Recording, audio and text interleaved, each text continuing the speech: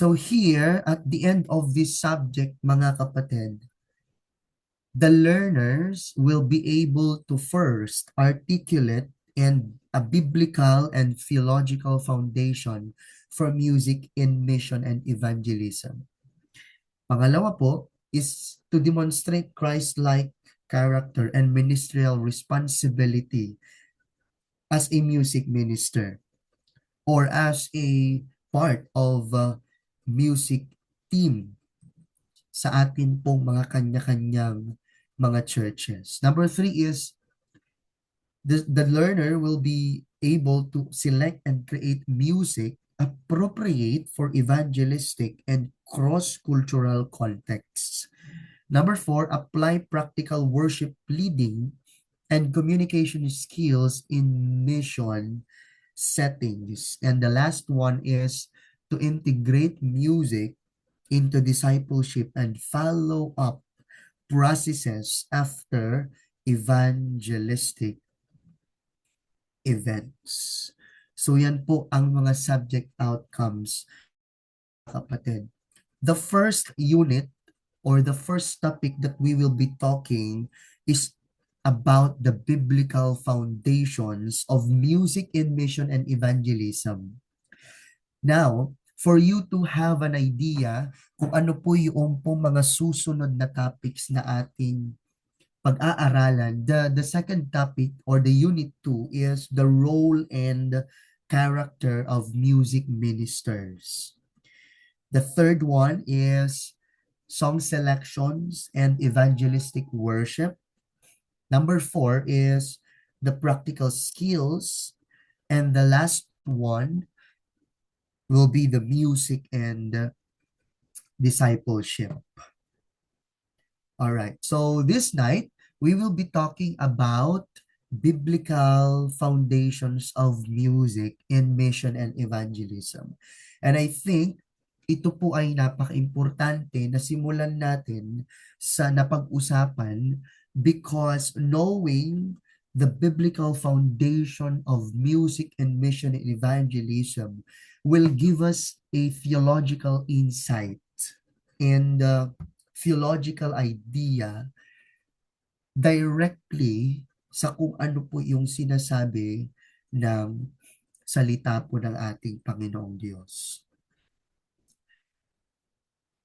So we will be learning here the role of music as God's instrument for proclamation, formation, and redemption. So do not forget those three words, mga kapatid: proclamation, formation, and redemption.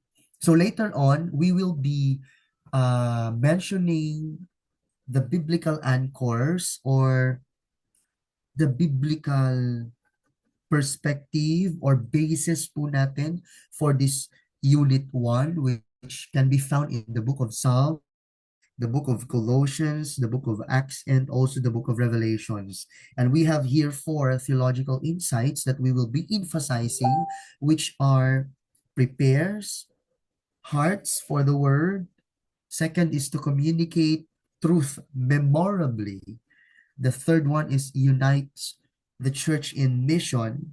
And of course, especially to point people to Christ.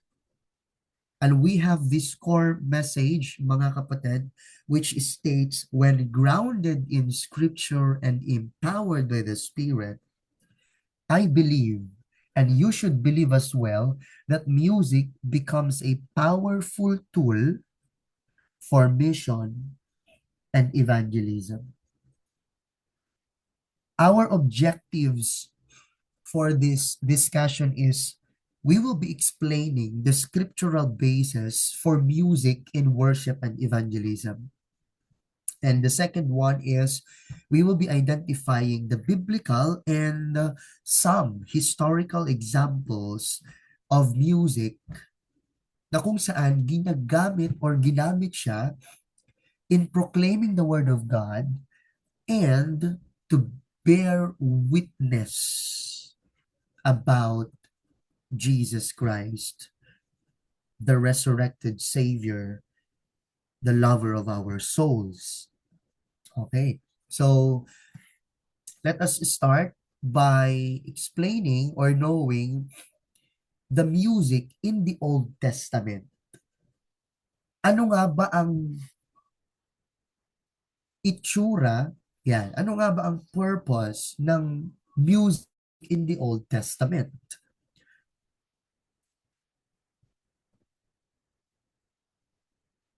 Music in the Old Testament is deeply integrated into Israel's worship life and serves multiple theological purposes.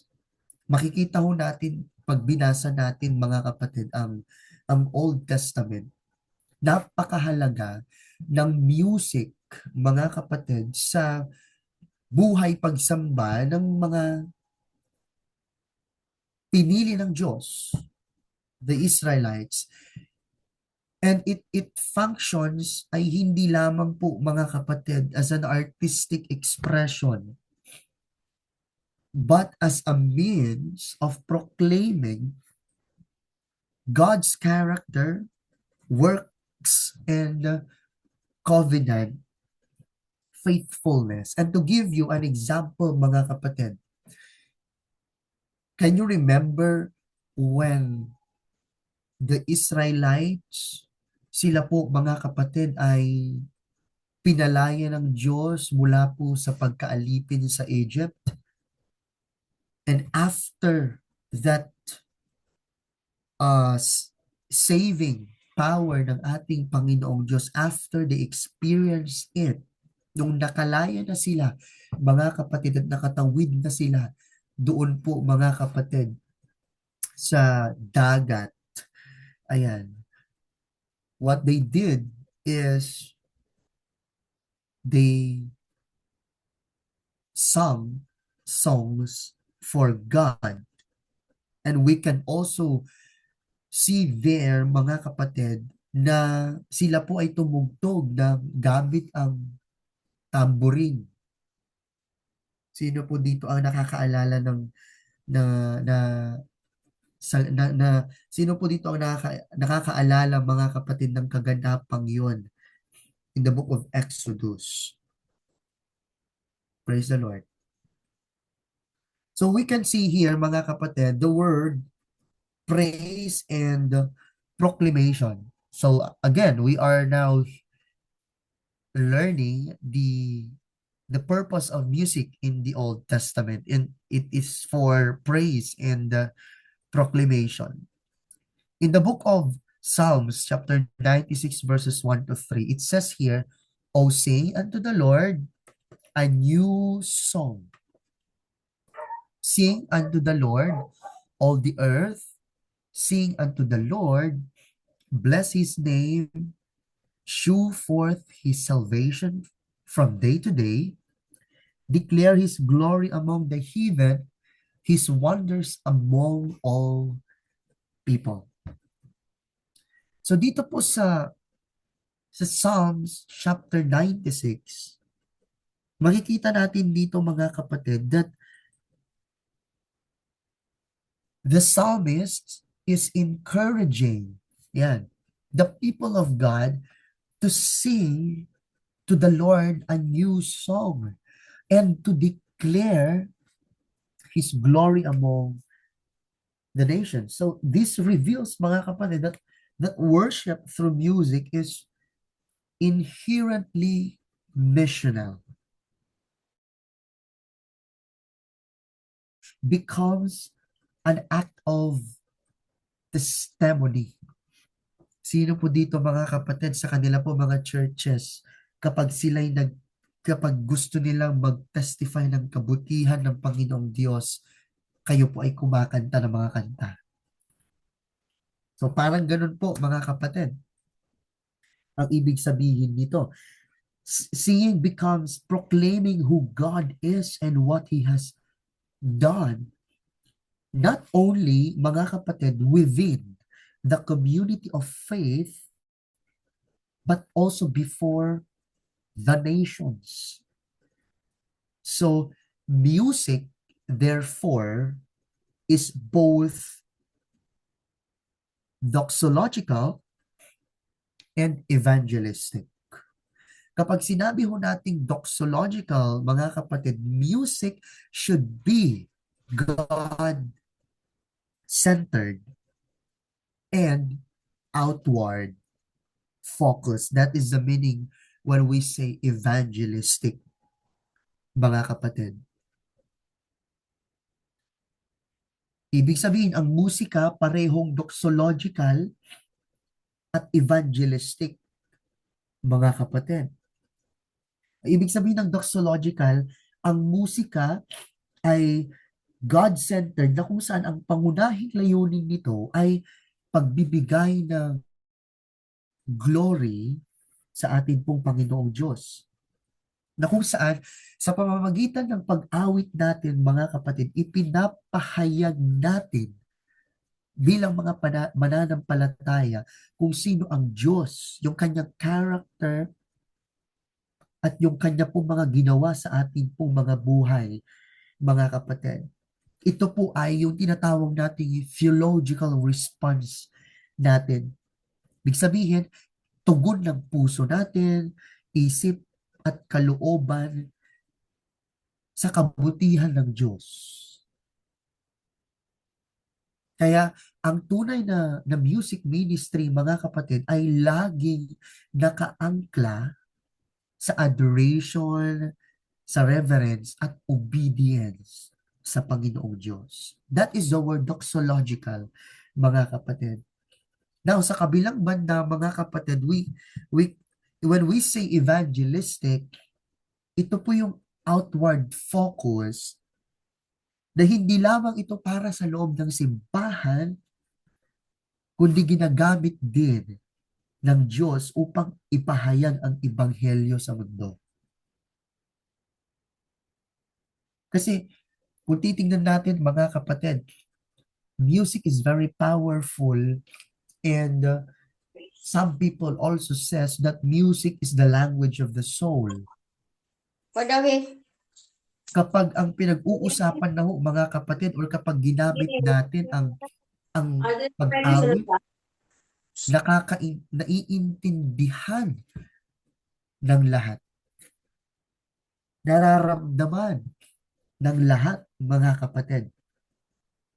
So sa maraming pagkakataon, mga kapatid, ang awit, ang unang nagbubukas ng puso ng tao bago pa man niya lubusang maunawaan yun pong pangangaral ng salita ng Diyos. So we can see here the dual function of music. Ito po ay umaakyat patungo sa Diyos bilang pagsamba, at ito po, mga kapatid, ay yung pangalawa, yung outward focused. Ito po, mga kapatid, ay patungo sa mga tao bilang patotoo. So kapag ang music, mga spirit-led, ito po ay nagiging tulay sa pagitan ng worship and vision. Na kung saan yung kalwalhatian ng Diyos ay nai-emphasize, at yun pong kaligtasan ng tao ay parehong na-achieve. So that is when we say music is both doxological and evangelistic. The second is preparation for God's word, mga kapatid. In the book of 2 Kings, chapter 3, verse 15, it says here, "But now bring me a musician." And when the musician played, the hand of the Lord came upon him. So dito po, mga kapatid, nagsasalita dito si Prophet Elisha, and he calls for a musician. Habang tumutugtog, mga kapatid, yung musician, the hand of the Lord came upon him. So this passage, dinedemonstrate dito, mga kapatid, yung role ng music in preparing the heart for divine revelation. So again, what we are talking about here is about music, the usefulness, the effectiveness of music in mission and evangelism. So music creates what? Spiritual attentiveness, helping God's people move from distraction to receptivity. So in this sense, mga kapatid, music functions as a preparatory grace, opening space for God's word and prophetic action. So the Old Testament worship shows that music first declares God's glory. Pangalawa, mga kapatid, is shapes communal memory and identity, and it prepares the people to hear and obey God. So ito po yung theological role ng music sa buhay po ng bayan ng Diyos. So ang pag-awit, mga kapatid, sa lupang tipan ay isang malinaw at hayagang pagpapahayag kung sino ang Diyos at kung ano yung kanyang ginawa.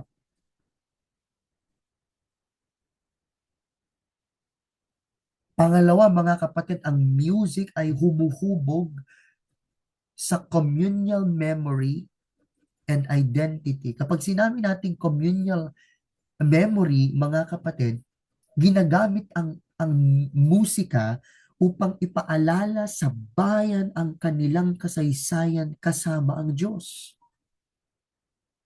Yun pong covenant, yung pagliligtas ng Panginoong Diyos sa kanila, yun po mga ginawa ng Panginoong Diyos sa mga nakaraan. And when we say memory or memorable, mga kapatid, madali nilang natatandaan na kung saan ito po ay ulit-ulit po nila, mga kapatid, na inaawit yung po mga musika at nagpapaalala sa kanila kung sino ang Diyos na nagligtas po sa kanila at nagiging pangunahin ito, mga kapatid, ng yung daluyan ng faith formation na humuhubog sa pagkakakilanlan ng Israel bilang bayan ng Diyos. So the more they sing songs, the more na nagkakaroon sila ng faith formation or spiritual formation, mga kapatid. And the third one is, ang musika, mga kapatid, ay nagiging, again, preparatory grace or inihahanda ng musika yung puso at isip ng tao bago ang pakikinig sa salita ng Diyos. Sino po dito, mga kapatid, kapag kumakanta, kumakalma ang iyong puso, kumakalma ang iyong pakiramdam, at nagkakaroon ka ng peace? Sino po dito ang nakaranas na ng ganon, mga kapatid? Pwede nyo bang mag-chat sa atin pong chat box? Pakisabi naman ng "Ako po, Pastor."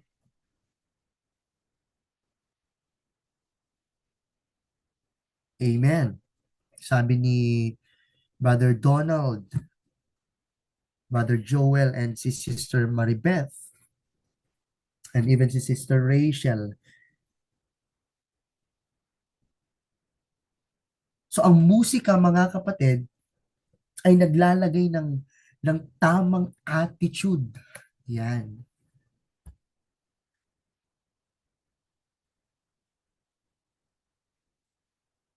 Yung attitude ng tunay na pagsunod sa atin pong Panginoong Diyos. So ibig sabihin, mga kapatid, Music is not ornamental but instrumental in God's purposes. Ulitin ko po, mga kapatid. Ibig sabihin, music is not ornamental. Hindi lang siya artistic expression. Hindi lang siya pampaganda. Ito po ay ginagamit ng Panginoong Diyos for redemptive purposes. Pangalawa, mga kapatid, music in the New Testament. In the New Testament, makikita natin, mga kapatid, na nagpapatuloy, music continues its vital role. Here in music, in the New Testament, mga music in the New Testament, the center now is on the Lord Jesus Christ and the gospel. Music becomes a tool for teaching doctrine, bearing witness, and again, spiritual formation.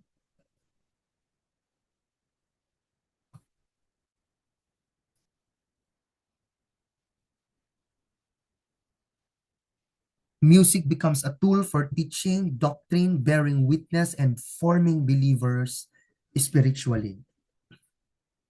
Now, we can see here the teaching and formation, mga kapatid. In the book of Colossians, chapter 3, verse 16, it says, "Let the word of Christ dwell in you richly, teaching and admonishing one another in all wisdom, singing psalms and hymns and spiritual songs with thankfulness in your hearts to God."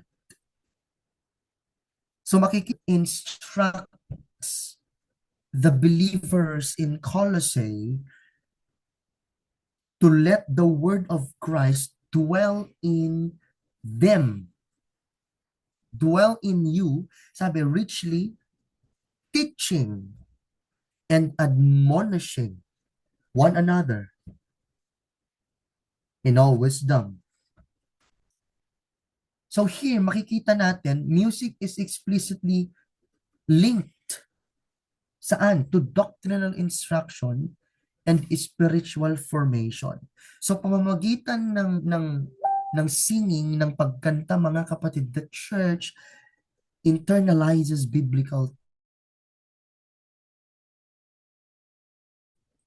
and it also shapes Christian character. The next one is, we can see here, witness through worship. Maalala mga kapatid, in the book of Acts chapter 16 verses 25 to 34, actually I already mentioned this happening in the mga kapatid sa introductory discussion natin last week. That is why I am encouraging you, mga kapatid, to enroll this subject because this subject is very important para magkaroon tayo ng idea at para matuto tayo, mga kapatid, sa mga practical ng paraan. Papaano ba natin magagamit ng tama ang musika para maiproclaim natin ang salita ng Diyos. Remember in the book of Acts chapter 16, when about midnight, Paul and Silas were praying and singing hymns to God. Nung nandun po sila sa kulungan, and take note, the other prisoners were listening to them. So ibig sabihin, hindi mahina yung pagkanta. Malakas. Kasi napapakinggan sila eh. Tama po ba? Sino po dito yung kapag may problema ka, talagang nilalakasan mo yung pagkanta para sa Panginoon. And then suddenly there was such a violent earthquake that the foundations of the prison were shaken. Kung gaano kalakas yung pananampalataya nila, kung gaano katindi yung persecution na nararanasan nila, ganon din katindi yung pagkanta nila, pag-worship nila sa Panginoong Diyos. Ganon katindi yung pananampalataya nila. At ganon din katindi yung earthquake na nangyari, mga kapatid. Even na to the point na the foundations of the prison were shaken. At once, all the prison doors flew open, nabuksan lahat. At lahat, sabi ng salita ng Diyos, lahat ng mga nakakulong, natanggal daw mga kapatid yung kanila po mga chains. Praise the Lord. Sino po dito ang naniniwala mga kapatid na kapag ikaw ay kahit gaano man katindi ang problema mo, mas titindihan kapag mas matindi ang pananampalataya at pag-worship mo sa Panginoong Diyos kesa sa tindi ng problema mo, your chain will be loosed. Can someone say amen, mga kapatid? Nagising yun pong tagabantay at nung or kinuha niya or inilabas niya mga kapatid yung kanyang sword,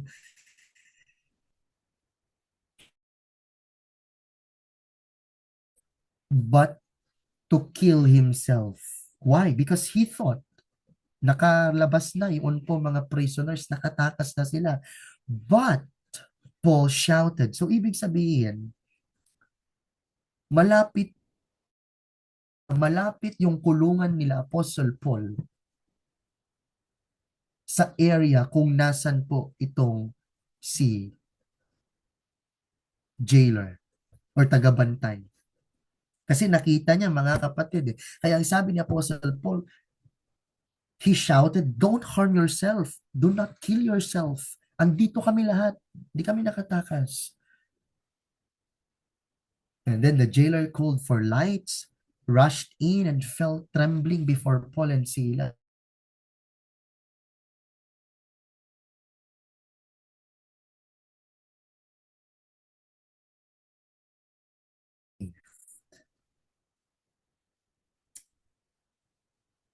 And do not forget, mga kapatid,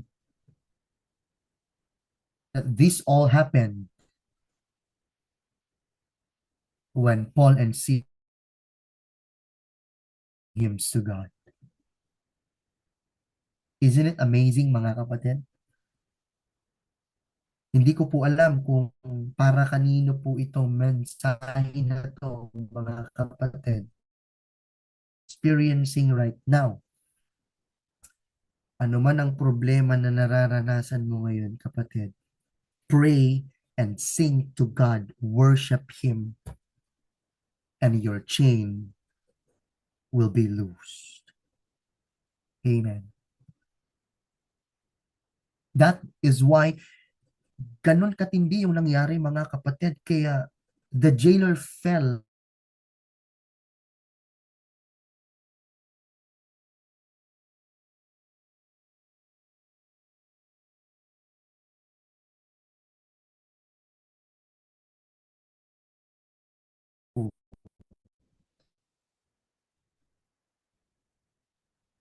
Then they spoke the word of the Lord to him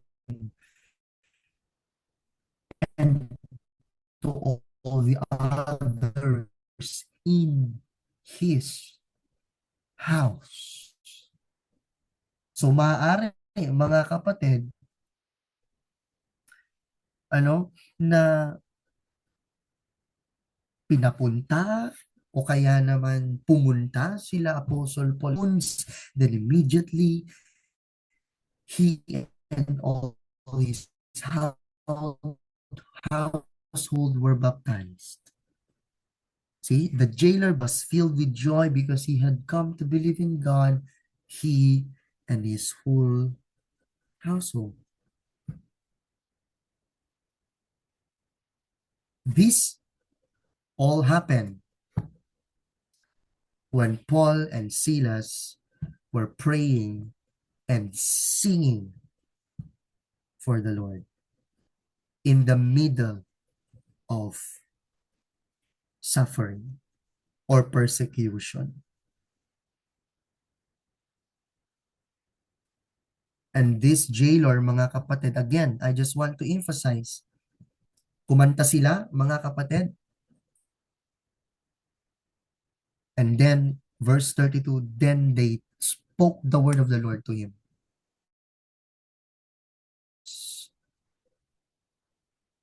And then, nabaptize po silang lahat.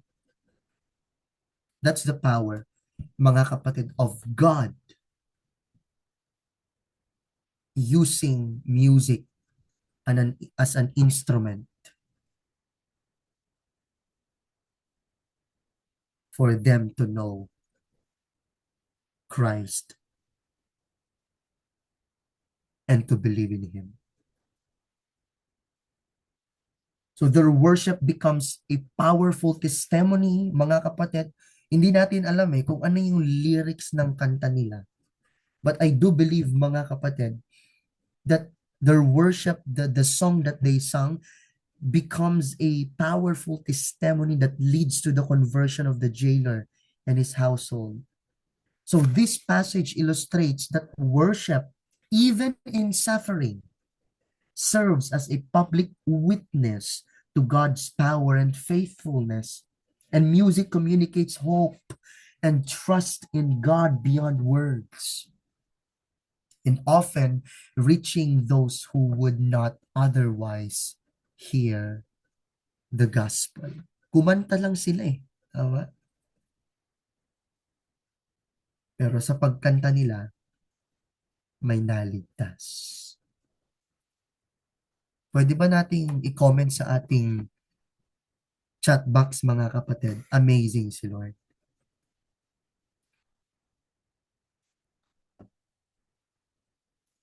Praise the Lord.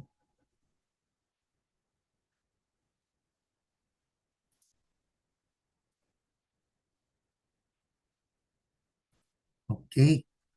So again, that is why New Testament worship shows that music teaches Bible. It forms Christian identity, mga kapatid, serves as evangelistic witness, and proclaims Christ in words and deed. So therefore, music participates directly in the mission of the church. I hope you are now getting and you are now grasping the importance of this subject to all of us na nakikinig at nag-aaral sa oras na ito, mga kapatid. Now, let us move on to the heavenly worship and mission. In the book of Revelation, chapter 5, verses 9 to 10, it says, "And they sang a new song, saying, Worthy are you to take the scroll and to open its seals. For you were slain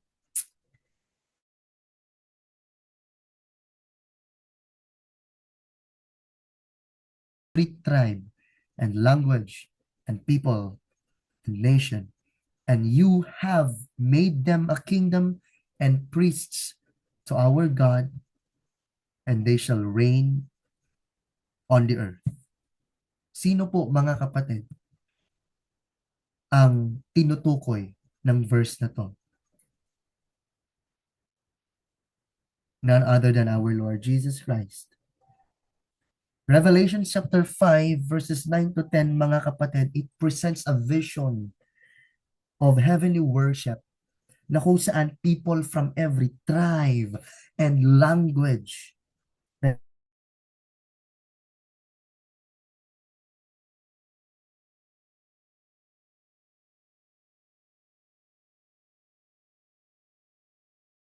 mission,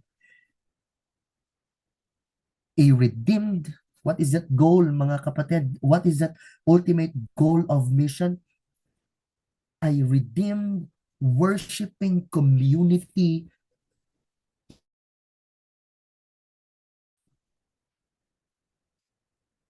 in singing, worthy is the Lamb.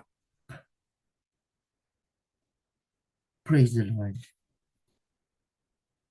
Nagbibigay ito mga kapatid ng malinaw na theological sa mission po ng church or what we call the mission of God.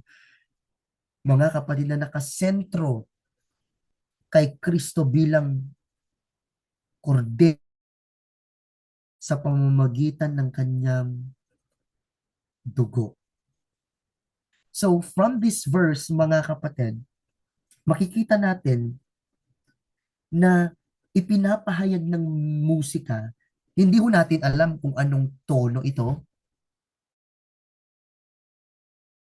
yung melody ng kantang ito, mga kapatid. But this is the vision na ipinakita ng Panginoong Diyos kay John, who wrote the book of Revelation.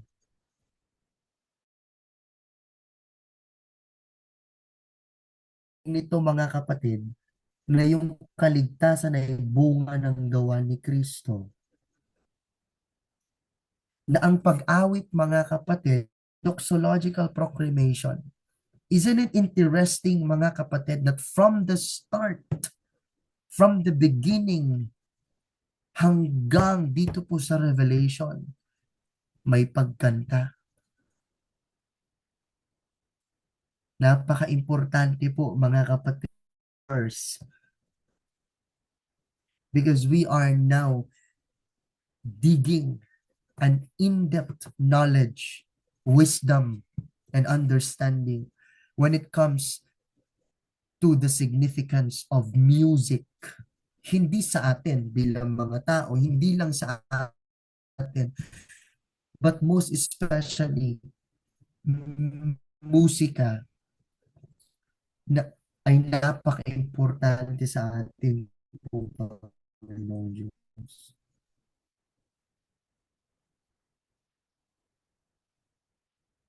Missional scope ng Ebanghelyo. Yung pong mga tinubos magmula sa iba't ibang tribo, mga kapatid, iba't ibang bayan, iba't ibang bansa. At ipinapakita rito mga kapatid yung layunin ng Diyos. Yung sinabi ng salita ng Diyos na it is God's desire for all people around the world to know Christ and to come.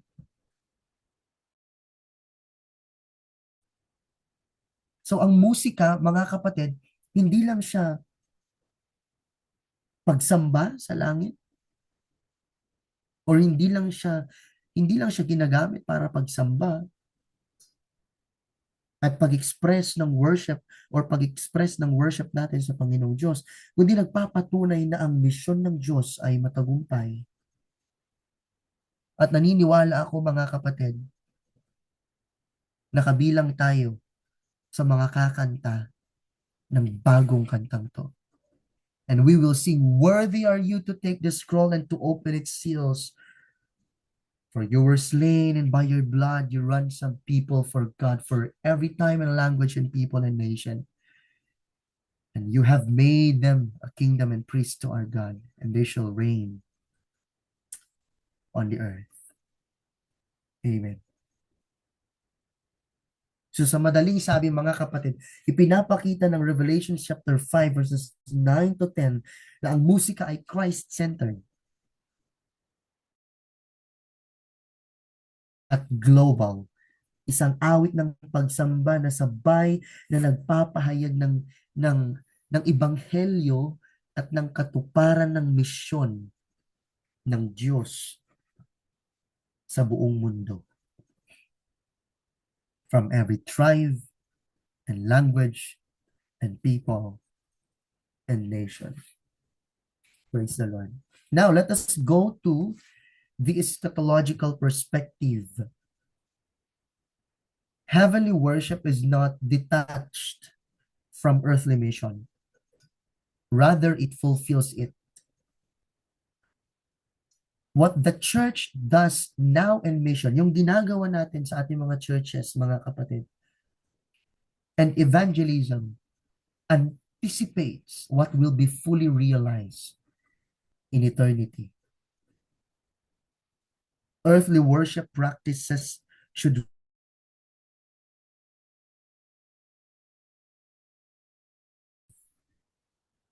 of God's kingdom. Yung ginagawa natin ngayon mga kapatid sa ating mga iglesia, isang parang preview mga kapatid o kaya naman anticipation ng kung ano ang ganap na matutupad, yung kaganapan na matutupad sa kaharian ng Diyos sa hinaharap, mga kapatid. At dahil dito, ang ating earthly worship practices ay dapat mag-reflect ng global at inclusive vision. Ano yung inclusive vision na to, mga kapatid? Isang pagsamba na sumasaklaw sa lahat ng bansa, tribo at wika.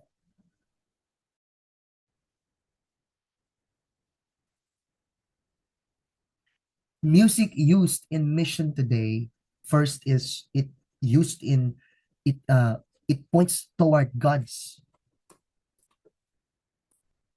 future kingdom. It celebrates diversity within unity and reinforces the global scope of the gospel.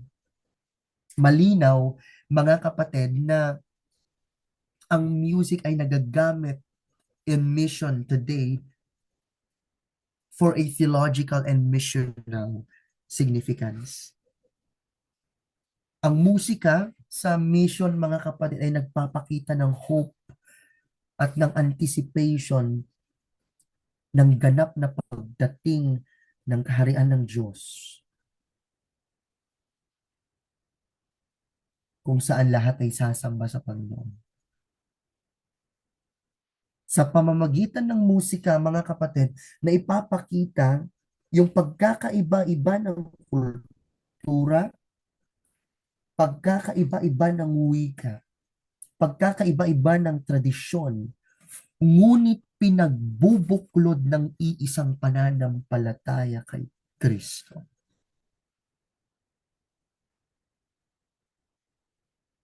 Hindi pa napakasarap, mga kapatid, at napakagandang tignan na tayo po, iba-iba yung lahi natin, iba-iba yung kultura natin, iba't iba yung wika na ginagamit natin, pero nagkakaisa tayong lahat sa pag-worship sa Panginoon. Ang musika ay nagpapaalala rin, mga kapatid, sa atin na ang ebanghelyo ay para sa lahat ng bansa at para sa lahat ng tao. At ang mission ng iglesia ay pandaigdigan.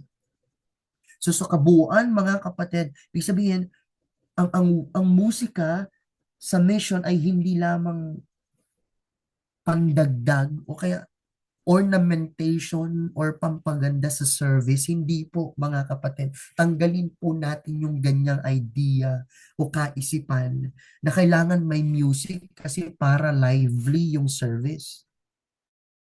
Kapag mag-service tayo, kailangan may music, kailangan may tugtugan para ma-feel nung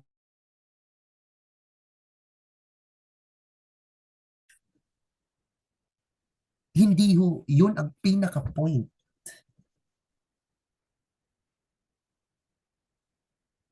Ang musika, mga kapatid, ay hindi lamang pampaganda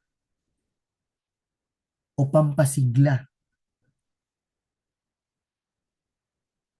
kundi ito po ay isang powerful tool para sa worship, witness, at discipleship sa buong mundo.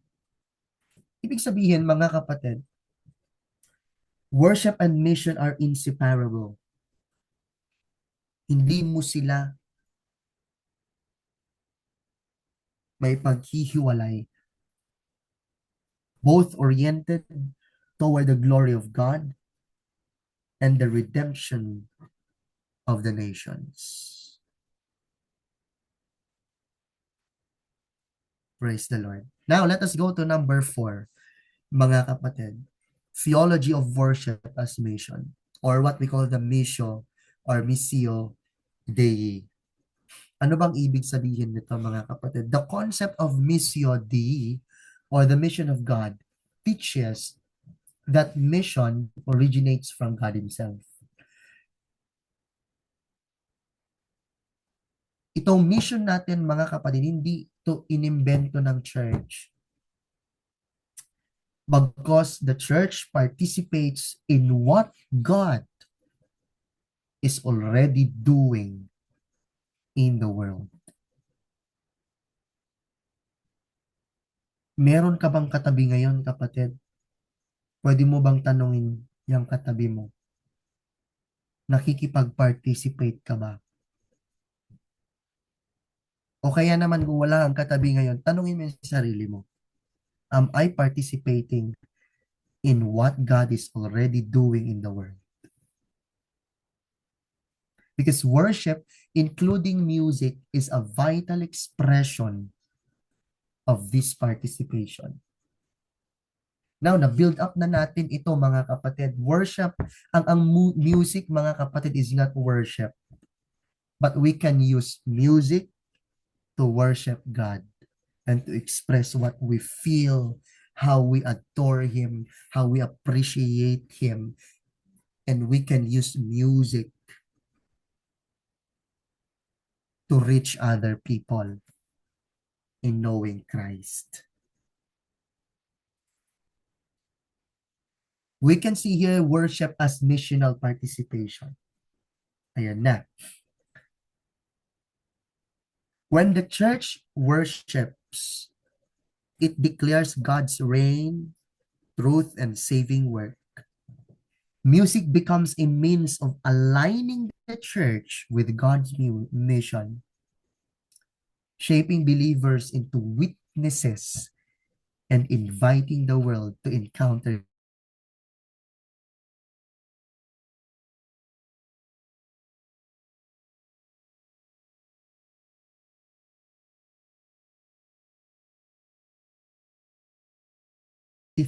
churches. We are not just instrumentalists. We are not just players or musicians. Are witnesses.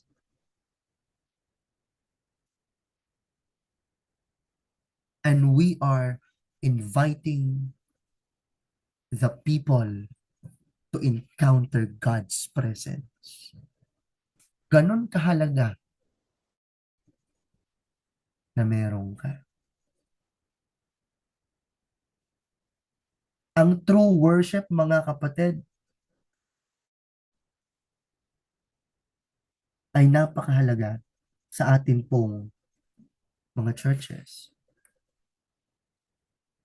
From gathering to sending,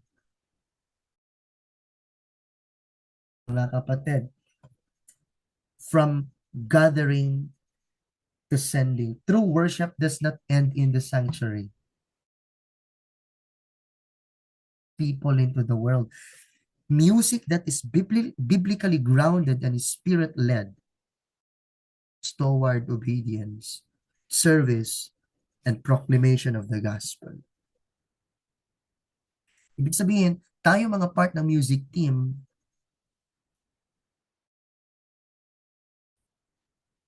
sana lumalabas din tayo. And we will use music to proclaim the gospel. Well, that is the objective, the main or the major objective of this. Para yung mga music natin ay maging biblically grounded and spirit-led, and it will move believers to obey God, to serve God, and most especially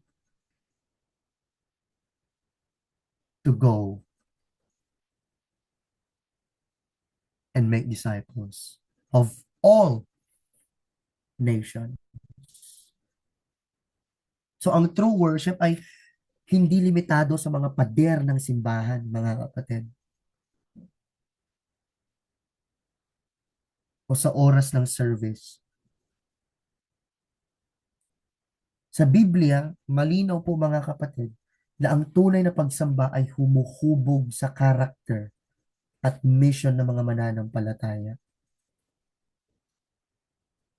At ito po nag yung nag-uudyok sa kanila para lumabas patungo sa mga lugar para ibahagi ang mabuting balita ng ating pong Panginoong Hesus. Ang worship mga kapatid na naka-anchor sa Biblia at gumagabay at ginagabayan ng Espiritu mga kapatid ay nagiging tulay sa pagitan ng devotion at mission. Hindi lamang ito personal na karanasan ng taong sumasamba, kundi ito po ay isang collective movement na humuhubog sa spiritual na buhay. Pagbubuo o nagbubuo mga kapatid ng unity, ng pagkakaisa sa katawan ni Kristo at naglalayong maabot ang mundo para sa kalwalhatian ng Diyos. I just wanna share, mga kapatid, yung theme song namin sa aming church. And the title of the song is Tayo'y Isang Katawan. At ito po mga kapatid, yung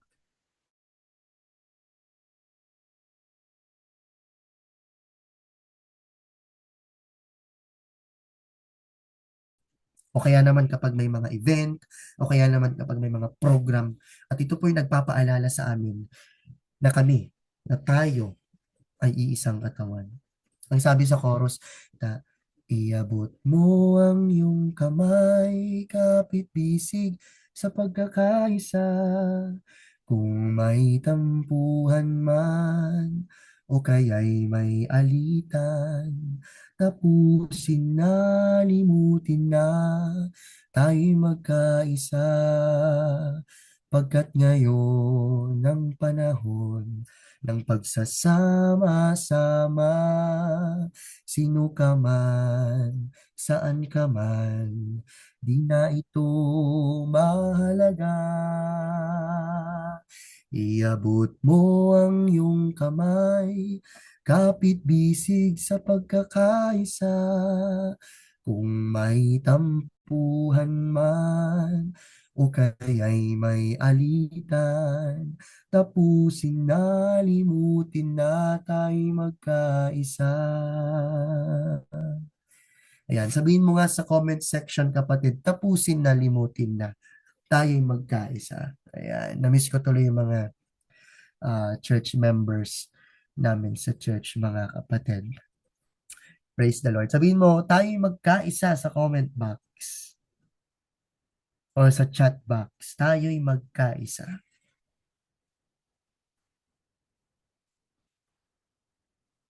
Okay, praise the Lord.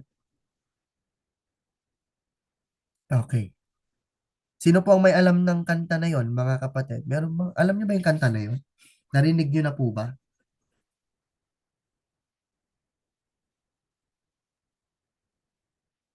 Okay, I hope na narinig nyo na po. Ay, hindi pa. Yeah, narinig na daw po.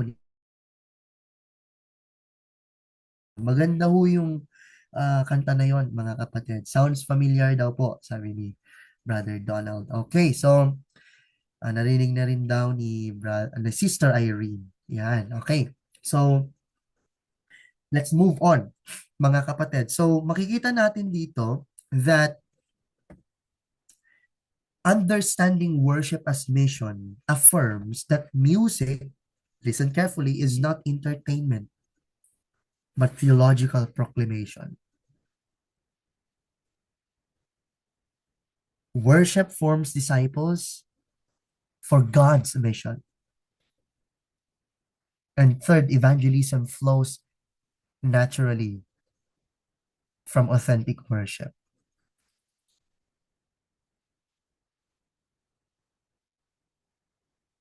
So sa madaling sabi, mga kapatid, ang worship bilang mission ay nagpapakita na ang musika ay instrumento for theology, for discipleship, and for Christ witnesses. For the last part, mga kapatid, tingnan natin yun po mga historical examples. Ayan. Number one is the early Christian hymns and creeds. Though wala pong mga exact early church hymns, sources, and oftenly, mga kapatid, makikita lang natin sila from academic texts. But we can cite how early Christian used psalms and hymnody in worship. Actually, na-discuss natin itong part na to, mga kapatid, sa atin pong previous subject na kakatapos lang last week, mga kapatid, which is the history of church music. So I am encouraging all of you, mga kapatid, who are here right now to enroll, to those who are not yet enrolled, praise God, para mas maintindihan natin yung development ng ng church, ng church music magmula nung una hanggang sa panahon ngayon. Because the early Christians used hymns, and we can see here, mga kapatid, an example, the Gregorian chant.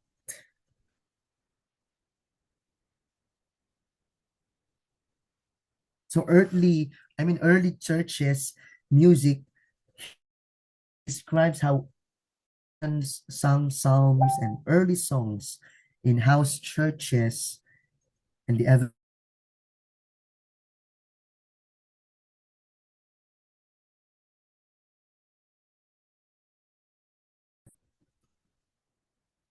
and this has been set to music in many eras, and Martin Luther Farrakhan form and how early creeds became musical expression. It says, I believe in God, the Father Almighty, the creator of heaven and earth, and in Jesus Christ, his only Son, our Lord, who was conceived by the Holy Spirit, born of the Virgin Mary, suffered under Pontius Pilate, was crucified, died, and was buried.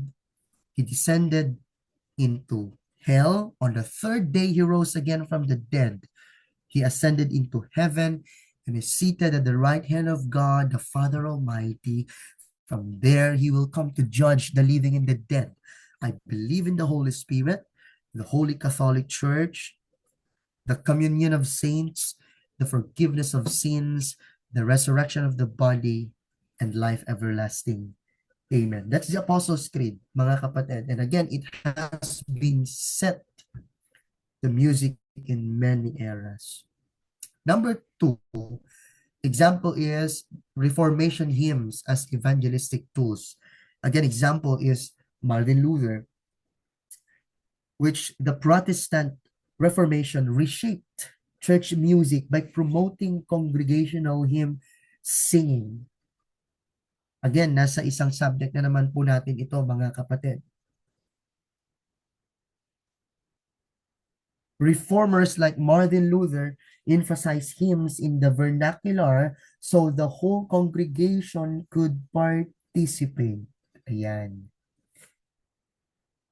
Number 3, mga kapatid, yan po si Martin Luther. Number 3 is revival and gospel music. Especially mga kapatid in the 18th to 19th century, revival movements produced gospel-style hymnody as evangelistic music sa mga camp meetings at sa mga crusades. Ayan. Sa mga nasa 90s, mga kapatid. Okay? Revival hymnody emphasize personal conversion experiences. Figures, mga kapatid, like Charles, Wesley, yung kanya pong mga kinompose na hymns. Ayan po yung pong ilang mga title. Arise, my soul, arise. Christ whose glory fills the skies. A charge to keep I have. And can it be that I should gain? Soldiers of Christ, arise. And so on and so forth.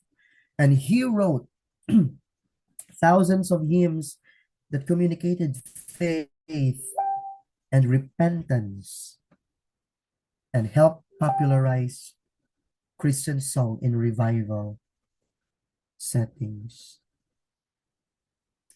Next, mga kapatid, which is the last example, the contemporary mission worship movements. Yan. Alam niyo po ba mga kapatid, ang Maranatha music, which began in the early 1970s as part of the Jesus movement and helped popularize folk rock influenced worship music that is spread globally.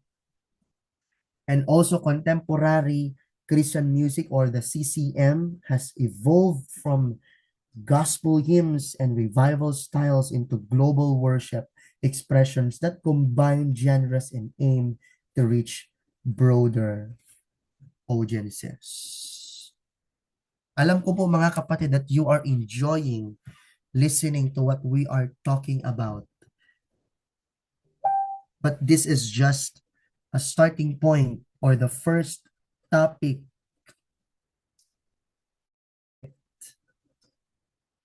Music in mission and evangelism. Again, the unit 2 or the second topic is all about role and character of music ministers. Pangatlo, mga kapatid, is song selection and evangelistic worship. Pang-apat, practical skills. And number 5, music and discipleship. So I am encouraging all of you to please enroll this subject para mas maging deeper at mas ma-enjoy pa natin mga kapatid ang ating pag-aaral sa subject na ito. For those who are officially enrolled in this subject, you are required for these learning activities or activity, which is the activity 1, Bible study and reflection. The purpose is for you students to understand how the Bible shows music as a tool for worship, mission, and evangelism. First is you have to read the Bible verses.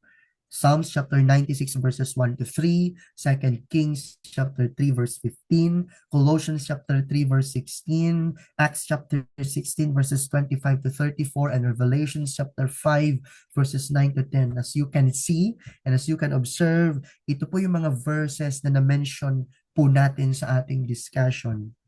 And you need to think about how music is used in each passage.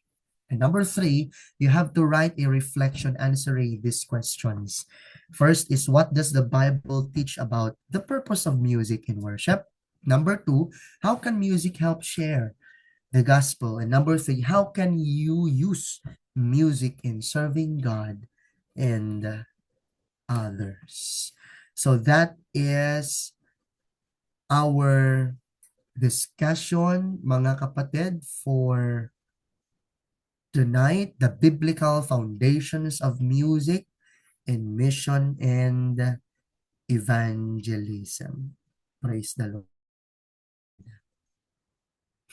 Praise God. So that's the end of our discussion, mga kapatid. Praise God. Feel free if questions, mga kapatid, regarding our discussion, regarding our subject, okay, regarding our course, and me and Pastor Rod is here to answer your concerns. May mga questions ba, mga kapatid? Thank you po for listening. Praise God. To God be the glory. Sino po ang na-bless, mga kapatid, sa napag-aralan natin ngayong gabi? Yes po, na-bless po. Amen. Thank you po, Brother Lane. Tanong lang po, isa lang tanong. What can you say about dun sa mga latest na mga worship songs like Gateway, and then we're singing that, I don't know if you guys are singing those songs na, I don't know, they're not hymnal but we're using as like a worship songs. We call it worship songs. And yung mga latest na mga awitin po, anong masasabi nyo?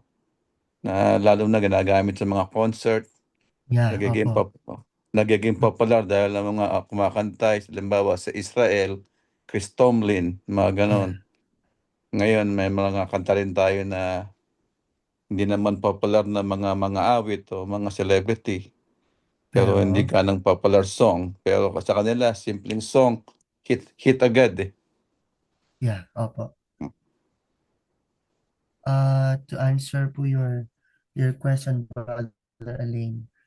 And I know, lahat po tayo dito may idea.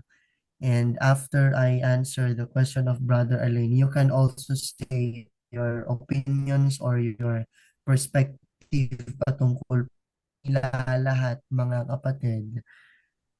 May mga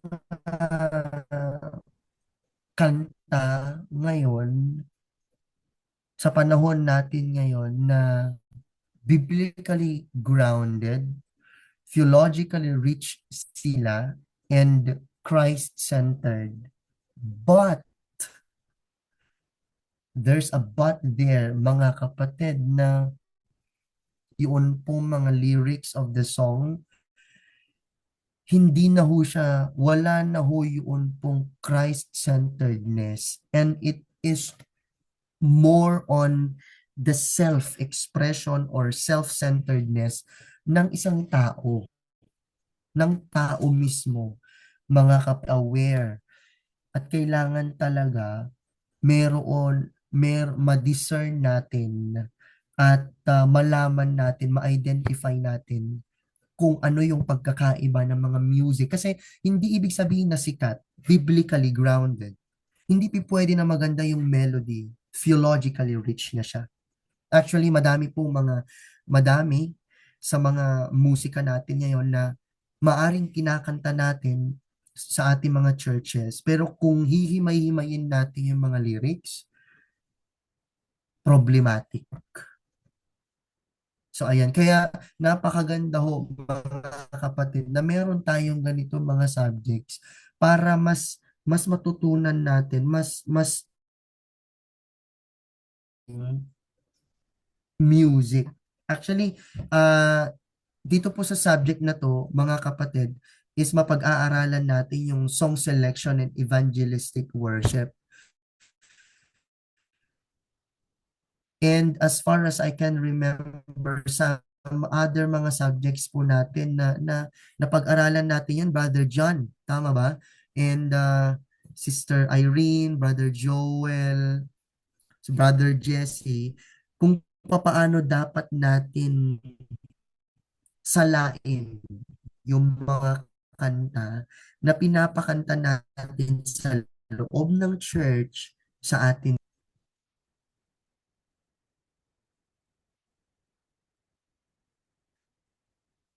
Ah, Brother Alain. Tama ba ako sa pronunciation? Tama po yung pronunciation, Okay. Elaine.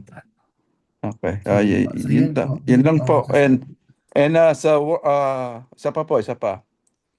In sige po. regards sa worship, yung genre po, is it important? Can like Opo. jazz music, Mm. yung bang jazz music is a worship song? Or yung blues music is a worship song? Can you say that? Or marami tayong mga style ng music? Or is a pop a worship song? Or only the hymn is a worship song? Mm. Can I Bale, sing Amazing Grace in the jazz format?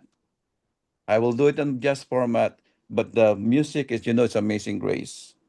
Am I still worshiping or I'm still performing?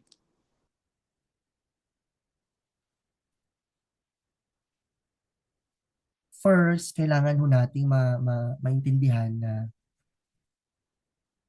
only God can know if a person is really worshiping or not.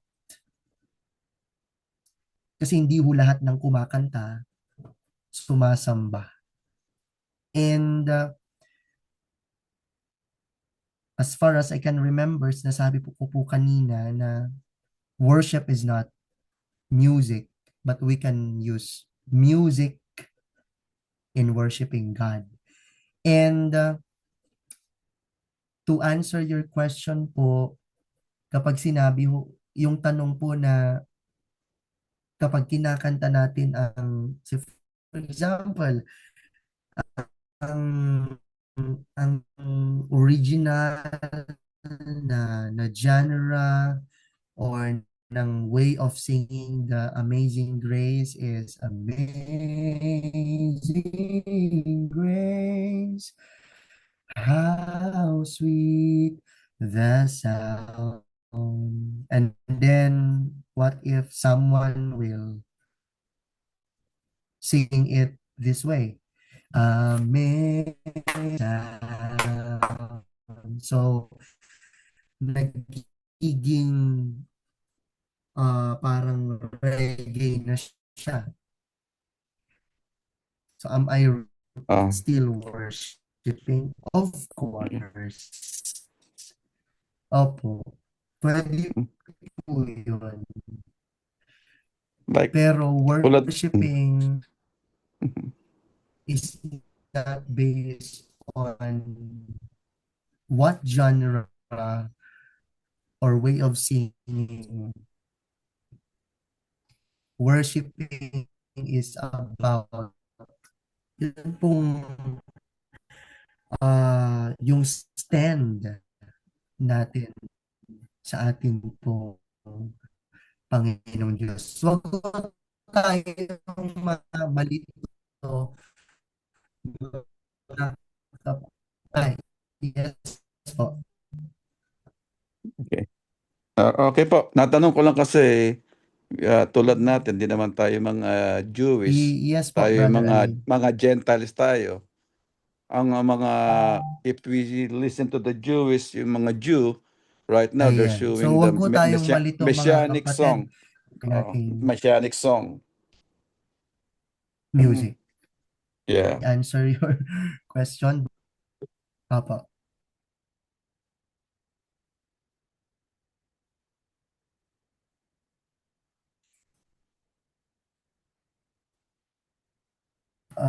Just to add mga kapatid, yeah, we are not Jews. We are Gentiles.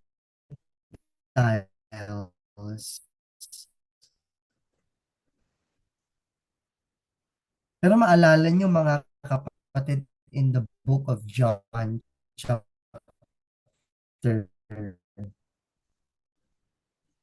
4, verse 24. If you have your Bible with you, you can open with me in the book of John, chapter 4, verse 24.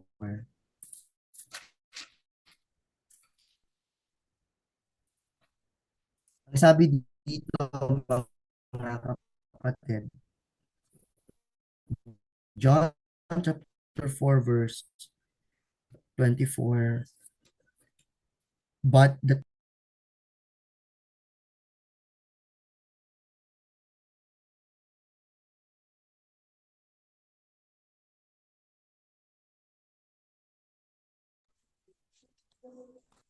Hello, good evening. Ayan, nawala ata sa signal. hello po. Akala ko, Ayan, bumalik na po ako.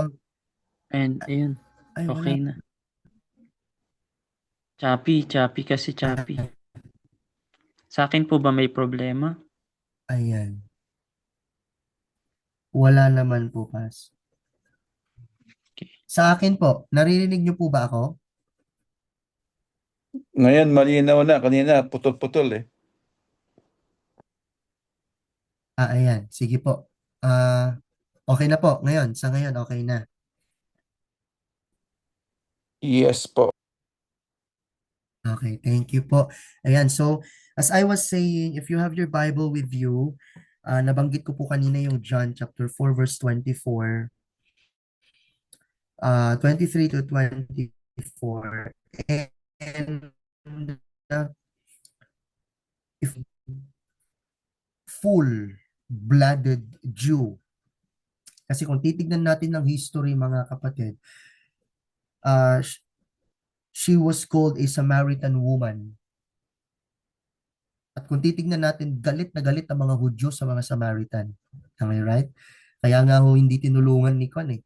Hindi tinulungan ng mga priest, ng mga Hudyo, ng mga Sadducees, yung nandun na sugatan, di ba? Ang tumulong sa kanya was the Samaritan. And here, same Samaritan woman, ang tanong dito ni Samaritan woman, mga kapatid, in verse, simulan natin sa verse 7. A woman from Samaria came to draw water. Jesus said to her, "Give me a drink," for his disciples had gone away into the city to buy food. Sabi, the Samaritan woman said to him, "How is it that you, a Jew, ask for a drink from me, a woman of Samaria?" Jesus answered her,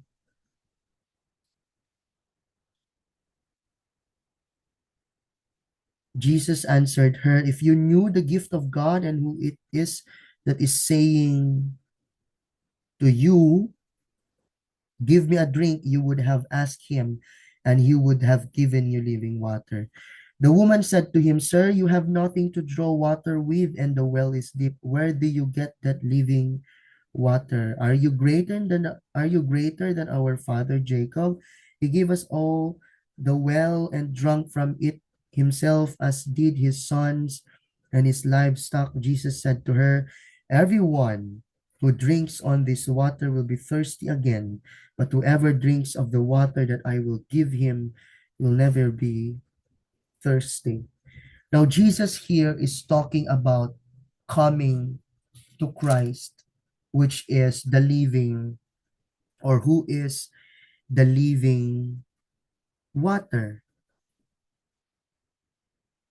Makikita rin natin dito, mga kapatid, in verse 19, "Sir, the woman said, 'You must be a prophet. So tell me, Why is it that you Jews insist that Jerusalem is the only place of worship, while we Samaritans claim it is here of Mount Gerizim, where our ancestors worship? Sa mga Hudyo, para sa kanila, sa Jerusalem sa Jerusalem ang place of worship.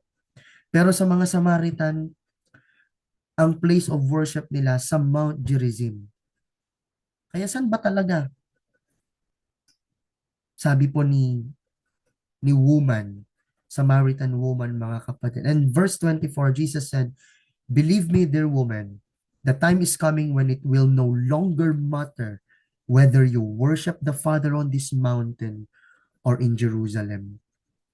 You Samaritans know very little about the one you worship, while we Jews know all about him, for salvation comes through the Jews. But the time is coming, indeed it's here now, when true worshipers will worship the Father in the Spirit and in truth. The Father is looking for those who will worship him that way, for God is a spirit, so those who worship him must worship in his spirit and in truth." So alam niyo po mga kapatid, naguguluhan si Samaritan eh. 'Di ba? Kung ano ba yung mahalaga ba yung workplace, mahalaga ba yung just like what Brother Alains was asking, the genre, ang dami ho nating of course, kailangan rin naman talaga natin i-consider, but what matters most is, are we, yung standing ba natin sa Panginoong Diyos ay tama? And if our stand before the Lord, mga kapatid, I mean, if we have this intimate relationship with Jesus and we worship Him in spirit and in truth, dun na produce ang genuine worship that God is looking for. Praise the Lord. So thank you po, Brother Alain. I hope that answer helps us all. Praise the Lord. Ayan. So may mga tanong pa po, mga kapatid? Let me clarify pa. Yeah. Sige, Pastor. Yan. Thank you po sa questions ninyo. Pastor din po ba kayo, sir? Nandiyan pa po Ah, kayo. yes po, Yes. yes po. And so saan church po tayo na pastor? Saipan po. Saipan. Ano pong denomination or name ng church? I don't know if it's important, but Assemblies of God po. Yan. Sige po. So, napakaganda yung question kasi very ano po yan eh. Parang actually yan ang pinaka-common question na tinatanong regarding sa music, no, sa worship. So, napakaganda yung answer and direct to the point din yon na sabi ni Pastor Joseph na marami kasi sa mga pastors ngayon na nami-misunderstood nila na ang worship ay music and music is worship. So, there are very big differences talaga sa dalawang yon. And same as the word na yung praise at saka worship, kailangan ma-differentiate natin yung salitang praise at saka worship.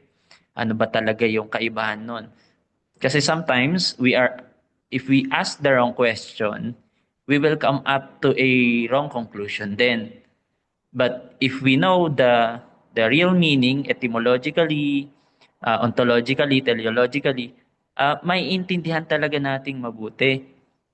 Kaya yung music kasi, ontologically, ibig sabihin in nature, ay ano po yan? Neutral talaga. As in yung music, yung intent, which is the teleologically, or purpose ng taong magko-compose, yun ang magbibigay ng moral kung ito ay evil or morally good kung ito ay spiritual or good lang in secular pero mas matindi pag spiritual.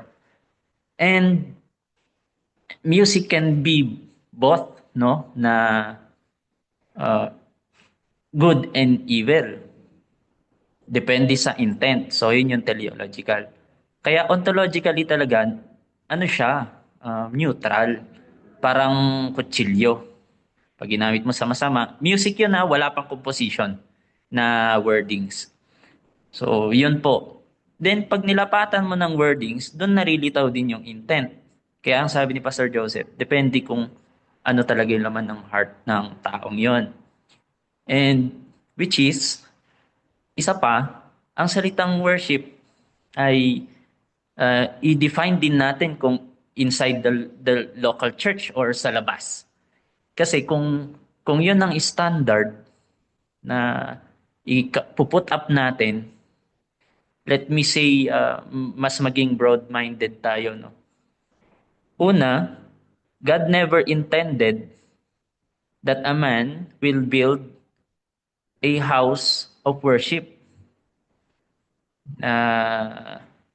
Kasi organically, ang church ay nag-start sa loob lang ng mga bahay.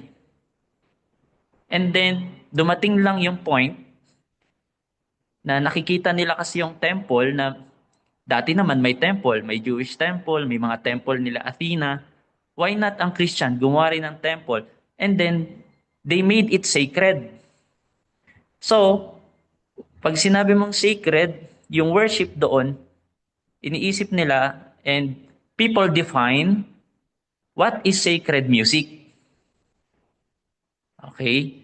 So, doon na nagkaroon ng standard ang tao. Kaya progressively, kung sa Christianity may history of church music tayo na subject, katatapos lang bago ito na-share. Basahin din natin yon. Wala talaga siyang 100% standard eh. Kaya it's not an issue actually kapag ang tao alam niya talaga yung God-designed original na intent niya sa tao and how he respond to worship the Lord. Not just through music kasi worship is not limited to music. Yon. Kaya maganda na ano man yung, di ba, katulad ng Jewish, ano man yung way nila, ano man yung way ng Christians, ano man ng way ng ibang denomination, God is looking to the intent, not the way how they express it. Okay? Pag carnal, kasi pag sinabi mong carnal, ay delikado. Pero pag in spirit and in truth, yun yung hinahanap ng Lord. And that is worship. Ano mang way yan, pag ginamit ang katawan, that is called praise. And even singing is fast man yan o solemn, that is called praise. Okay? Ang worship, ang basihan, is the heart. Yun yung pinaka-ano doon. And yung lifestyle niya. Inside and outside sa church building na kinreate ng tao. So, yun. I suggest na panoorin niyo yung Theology of Music, Praise and Worship na ewan ko kung natapos na ito ni Pastor Joseph na panoorin. Lahat po ng estudyante, panoorin nyo. Lahat ng first-timer, panoorin nyo. Nandiyan po ang link. And tapusin natin ito kasi maganda itong lesson natin ngayon.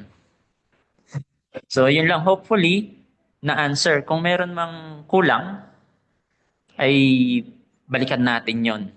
Kasi ang dami ko talagang shinare doon about sa... Kasi meron ding sinabi si, halimbawa, John MacArthur ba ito o si ano. Sabi niya na ang hymnal daw, yan talaga yung holy and no evil hymnal. Wala daw hymnal na evil, which is wrong. Oo. Kasi nung Baroque period, May mga nag-compose din ng mga hymnal pero sa demonyang lyrics. So, it's not absolute truth. Okay? So, there's no 100% absolute standard na nilagay ng Lord. How do we sing fastly or solemnly ang expression ng heart to worship the Lord? So, yun lang ang masasabi ko. So, kung meron pa kayong tanong, mag-entertain tayo ng last question and then wala pa tayong screenshot, bumitaw na yung iba, sayang. So, naka-laptop po kayo, Pastor Joseph, screenshot sana muna tayo. Okay, sige po.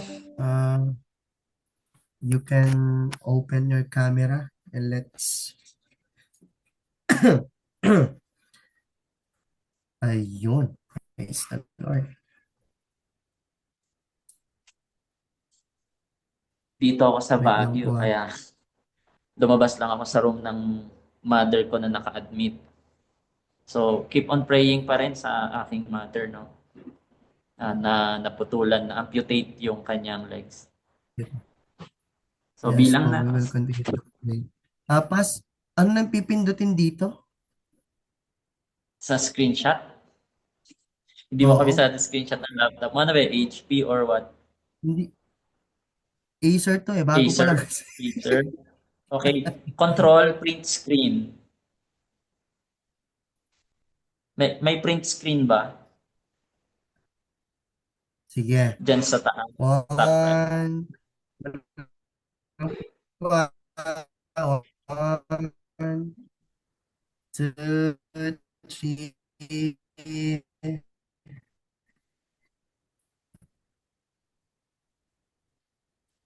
Isa pa May po. Windows button ba yan? Yung Acer mo, Windows button. Pag may pag may Windows po, One, two, three. pag may One, Windows two, button yan, three. Pastor, ano, Pass? control Windows print screen kapag may Windows button. Yeah, opo. Mm-mm. Okay, sige. Isa pa po. Give your best smile. One, two, three. All right.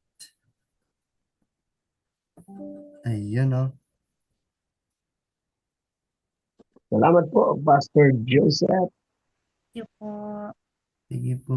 Thank you so Pastor much. Red. Thank Thank you you. po. Thank Thank you you. po. Saang GC nyo po nakita, Pastor Alain? Ano ba? Nakalagay dito. Facebook lang. Nakita ko lang sa Facebook. Okay. Sige po. Message nyo po ako para ma-send ko yung mga videos natin na Dito sa group na sa ano na to. O sige, pagka ano. opo. Kahit doon sa Ah, nakita nyong Facebook. doon, merong nakalink dito eh. Doon ko na lang i-message. Sige po. Pwede rin. Okay. Okay, salamat Thank po. you po. Blessed to meet you po. Ingat po kayo dyan sa Saipan.